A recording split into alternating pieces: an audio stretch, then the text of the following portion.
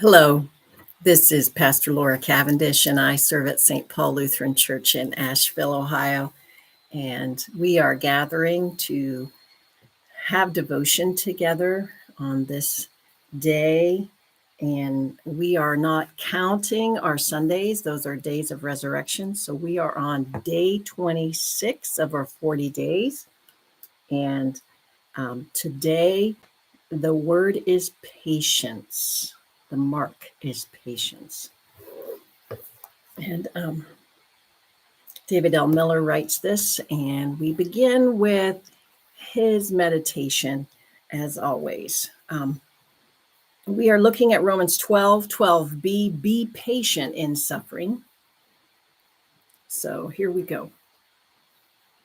You are timeless, loving mystery, but we live in the meantime between the appearance of eternal beauty and its completion. And the meantime can be a mean time.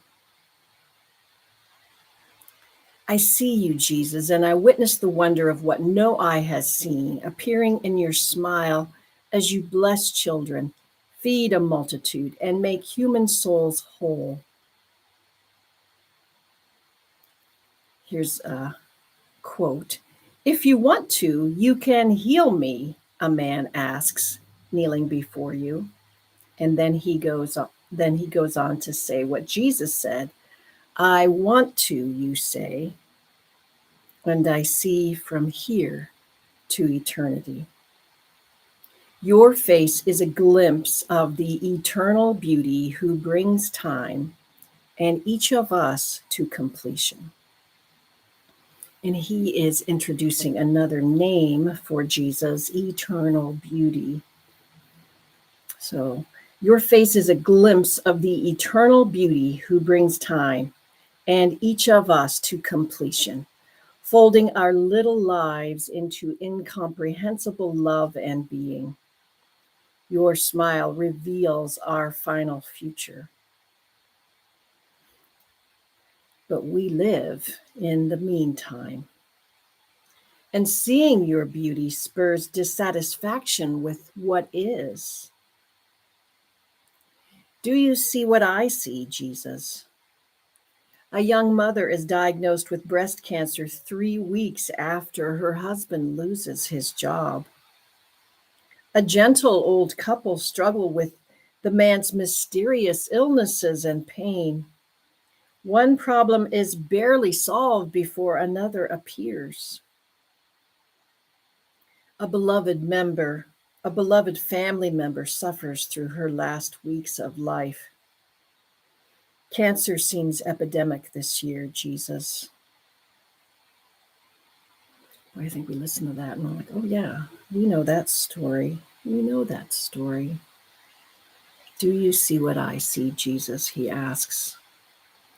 There's plenty more. Police and legal troubles, job loss and foreclosure, mental illness and declining parents, and long, painful recoveries. And these don't always happen one at a time. They sometimes come to a person or family in clusters, in combinations that I thought occurred only in country western song lyrics. I like how he put that because we all got what that meant. Yes, and we've seen clusters come to a family. And some have had clusters just in their family.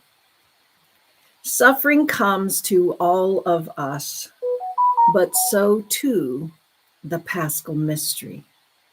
The mystery of your suffering, death, and resurrection comes into our lives. You suffer and are destroyed, handing your life over to the incomprehensible mystery of God. And resurrection comes. New life appears out of the end of the old. Wait, you whisper to our hearts. Be patient and hope. New life will spring from the end of the old. Beauty from the ruins of destruction. Birth from the death of what you have been and treasured. That's the way I am.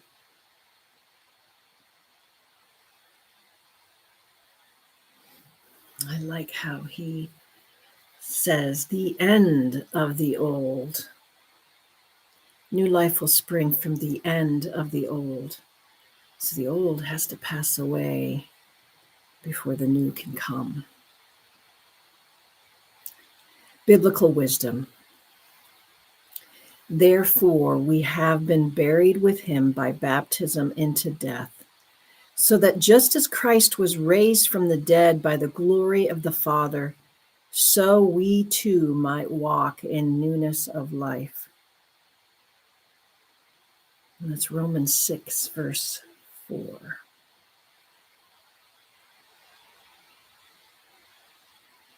Here's a theological thought coming to us from, let's see, comes to us from Ronald Rolheiser, The Holy Longing.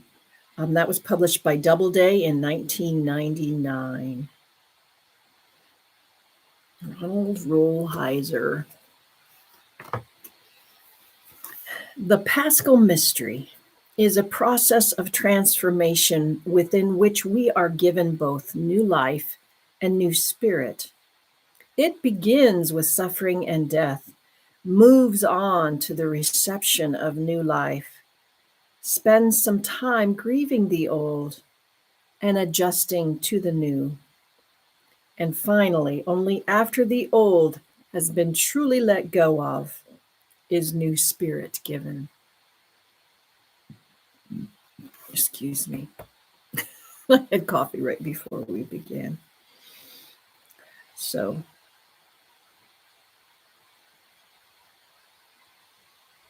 I really like that. I really like that. And this is super helpful with what I am struggling this very day as I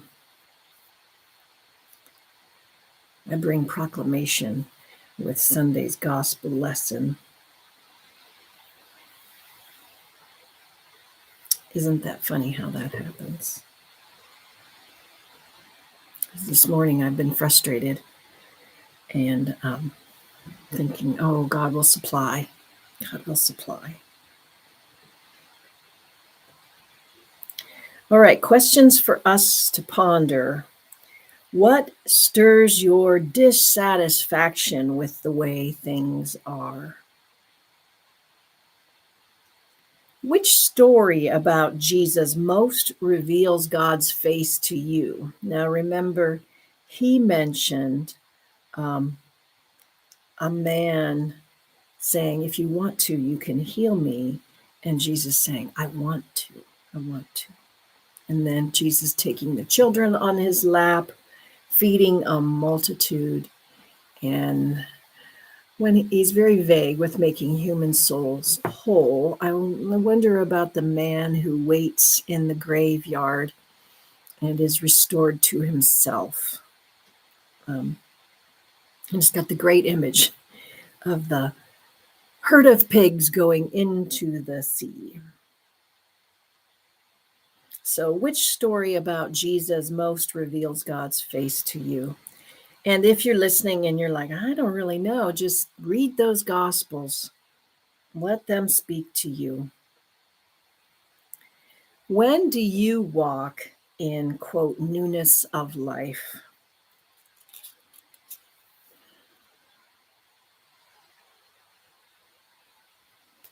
So think about those things. Okay, Psalm 30, verse 3 and 5. O Lord, you brought up my soul from Sheol, restored me to life from among those gone down to the pit. Weeping may linger for the night, but joy comes with the morning.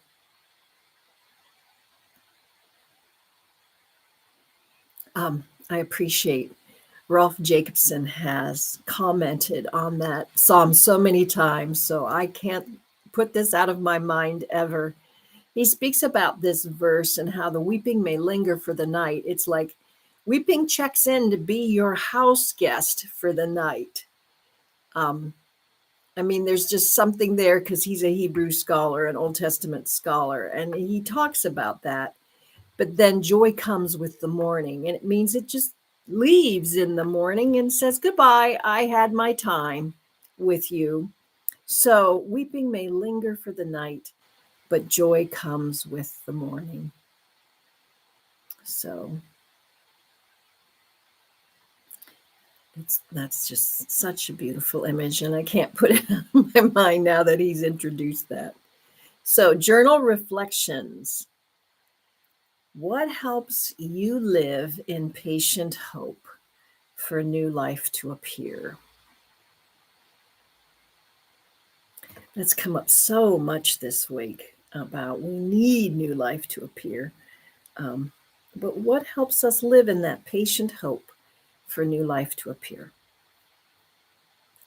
And describe a time when new life rose from the death of the old.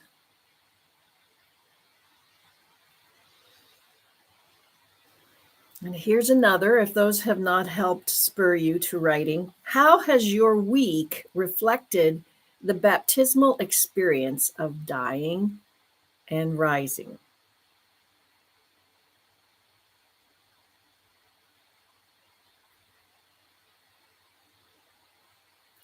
Sometimes dying is so full of mourning.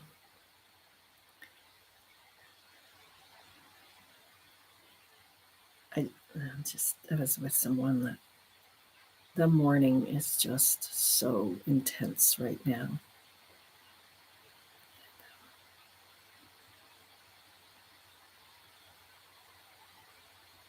I hope she sees that it will give birth to the newness someday.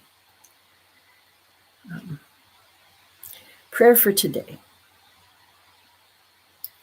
When I am losing hold of myself and all I treasure, help me to trust that the deaths I die will bear me deeper into your life. Amen. Oh, what a beautiful prayer. I am. I hope you heard the evil creature outdoors telling everything probably that's just flying in our airspace. It should move on. And it always does. I have a funny, quirky dog. Of course, she's part of my family. All right, let's look at that prayer again. When I am losing hold of myself and all I treasure, help me to trust that the deaths I die will bear me deeper into your life. Amen.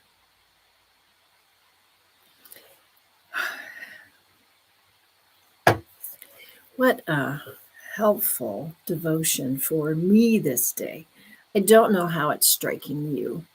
Um, I think this particular one has been a lesson I received just through living, having to give up everything of myself and all I might treasure, and having to trust that the death I would die would bear me into your deeper life. All right. Let's go in peace this day. I pray that Christ go with you and that somehow we are transformed by this time spent in devotion. So, all right. Um, I could babble on about something else that came to mind. I am really enjoying our Wednesday nights and the learnings that I take from it after I have been with the people that I am with that night. And just to be reminded by the perspectives we all have and the richness of gathering. So go in peace this day. May Christ go with you. It helps me to say that's my ending. And we'll see you. Bye-bye. Let the light of Christ shine in you.